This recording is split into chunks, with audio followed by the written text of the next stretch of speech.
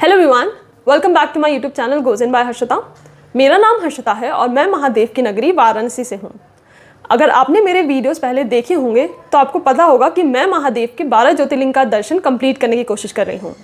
और इस वीडियो में मैं आपके साथ मल्लिकार्जुन ज्योतिर्लिंग की कंप्लीट आइटनरी शेयर करूँगी। मैं रिसेंटली अपने दोस्तों के साथ आंध्र प्रदेश के श्रीशैलम डिस्ट्रिक्ट में गई थी, जहाँ पर आप मल्लिकार्जुन महादेव के दर्शन कर सकते हैं। हम वहाँ कैसे पहुँचे, हमने VIP टिकट कैसे बुक किया, दर्शन कैसे किया और क्या क्या टूरिस्ट प्लेसेस हमने देखे, ये सारी चीज़ें मैं आपके साथ इस वीडियो में शेयर करूँगी। तो अगर आपको इस वीडियो से कोई वैल्यू मिले तो प्लीज़ इस चैनल को ज़रूर सब्सक्राइब करिएगा। मैं ट्राई करूँगी कि ये वीडियो शॉर्ट और इन्फॉर्मेटिव रहे। तो आइए इस वीडियो को स्टार्ट करते हैं।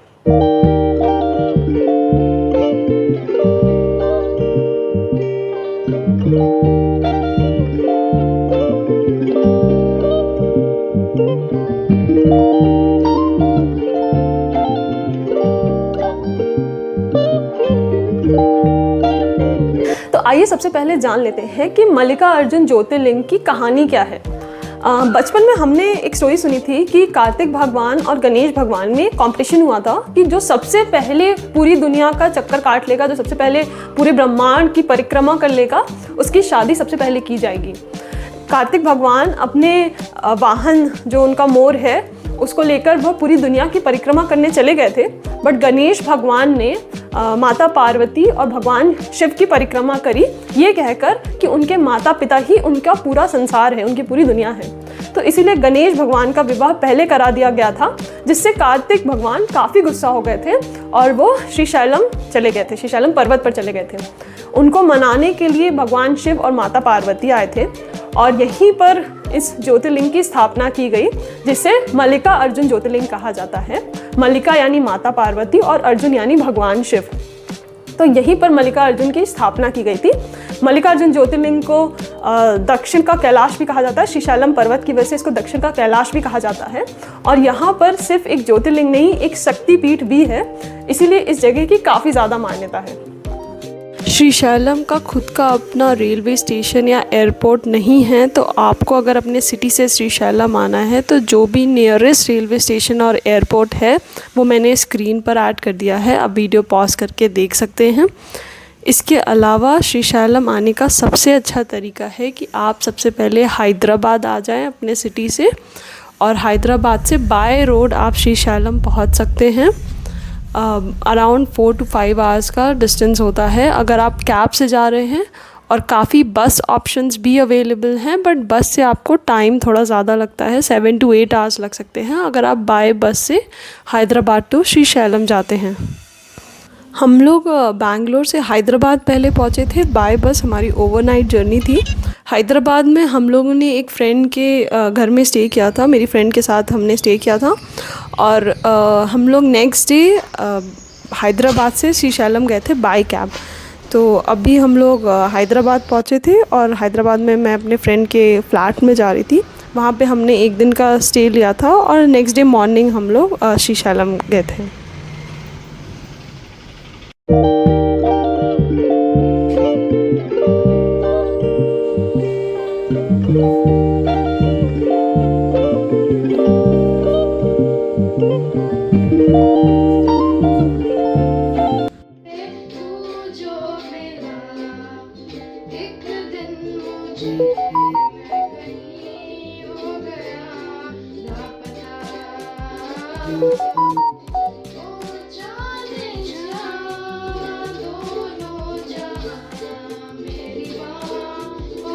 नेक्स्ट डे मॉर्निंग हम लोग अराउंड 6 बजे उठ करके हैदराबाद से श्रीशैलम जाने के लिए रेडी हो गए।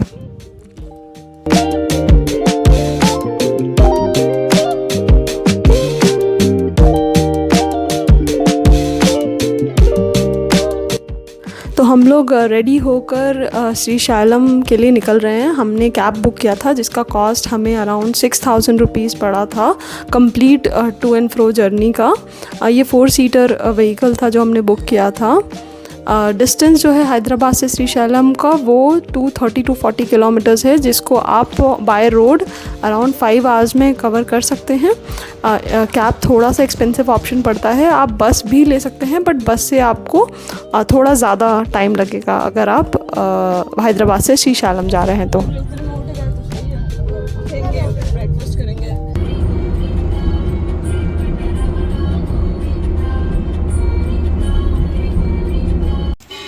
रास्ते में हम लोग ब्रेकफास्ट करने के लिए रुके थे।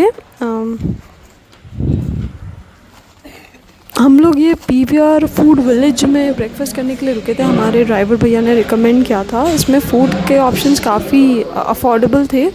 लंच डिनर ये सारे ऑप्शंस भी अवेलेबल हैं। फ़ूड की क्वालिटी भी काफ़ी सही थी। तो आप भी चाहें तो हैदराबाद से श्रीशैलम के बीच में यहाँ पर रुककर ब्रेकफास्ट, लंच या डिनर कर सकते हैं।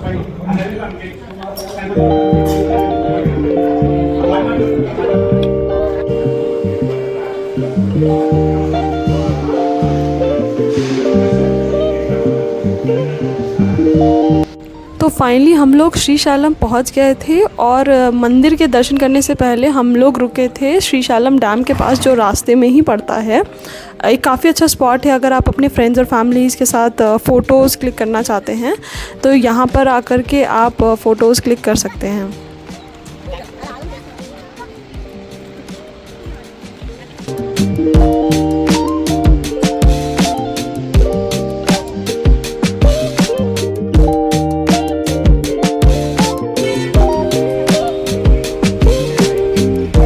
तो श्रीशैलम डैम के पास थोड़े बहुत फ़ोटोज़ क्लिक करने के बाद और थोड़ा सा ब्रेक लेने के बाद हम लोग फिर से निकल गए मंदिर की ओर।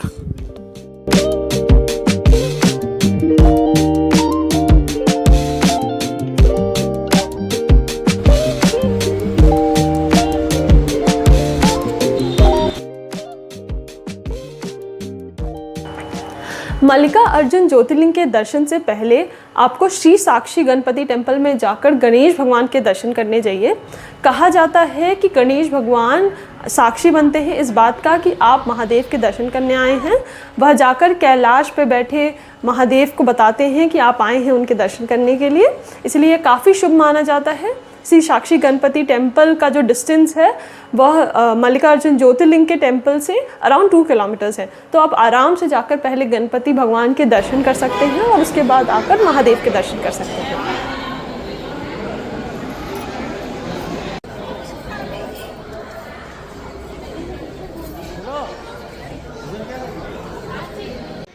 श्री साक्षी गणपति के दर्शन करने के बाद हम लोग फाइनली निकल गए मल्लिका अर्जुन ज्योतिर्लिंग के दर्शन करने के लिए।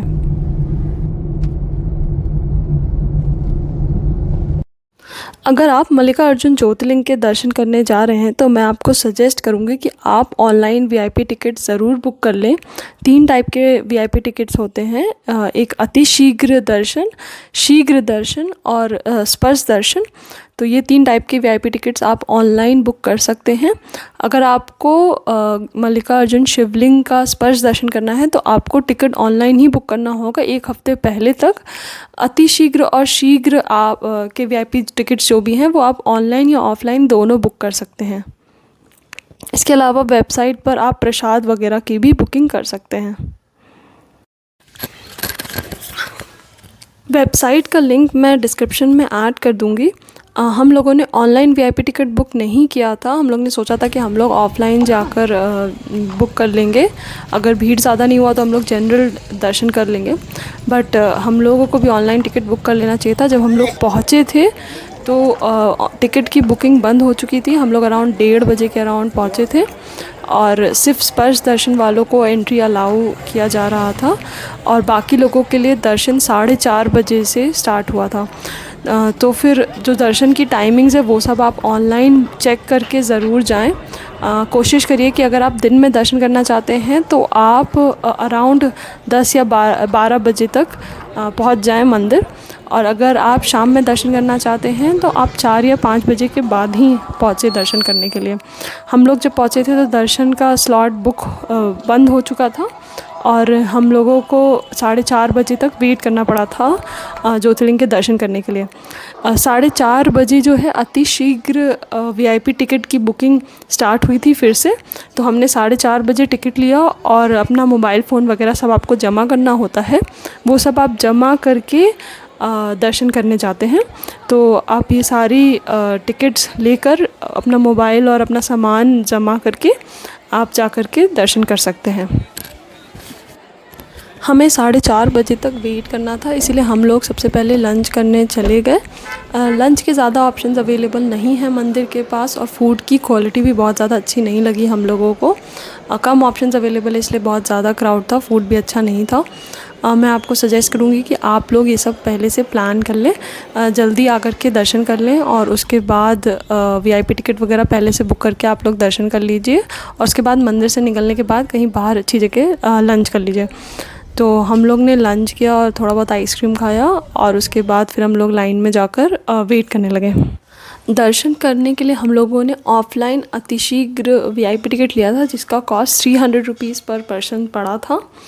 दर्शन करने के लिए आपको अंदर मोबाइल वगैरह ले जाना अलाउड नहीं होता है, वो आपको बाहर ही सबमिट करना होता है, इसलिए आप अंदर फ़ोटोग्राफी या वीडियोग्राफी नहीं कर सकते हैं।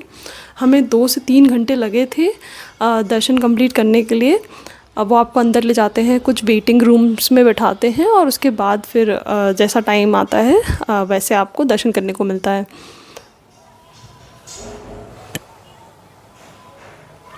दर्शन करके आप बाहर आकर अपने फ़ोन, फुटवेयर वगैरह कलेक्ट कर सकते हैं। इसके अलावा आपको एक फ्री लड्डू एज अ प्रसाद मिलता है, और आप बाकी का भी प्रसाद खरीद सकते हैं। बाहर निकल के हम लोगों ने राम कंदमूल फल भी ट्राई किया था। आपको ऐसे बहुत सारे वेंडर्स दिखेंगे बाहर जो इसे बेच रहे होंगे 50 रुपीज़ स्लाइस में। कहा जाता है कि इसको श्री राम ने वनवास के टाइम खाया था। तो ये था हमारा मल्लिकार्जुन ज्योतिर्लिंग के दर्शन का कंप्लीट वीलॉग और आइटनरी। अगर आपको ये वीडियो पसंद आया तो इस चैनल को ज़रूर सब्सक्राइब करिएगा और वीडियो को ज़रूर लाइक करिएगा। अगर आपके पास कोई भी क्वेश्चंस हैं, कोई भी फीडबैक है, तो आप मुझसे कमेंट सेक्शन में पूछ सकते हैं। Thank you so much for watching this video. Her her Mahadev.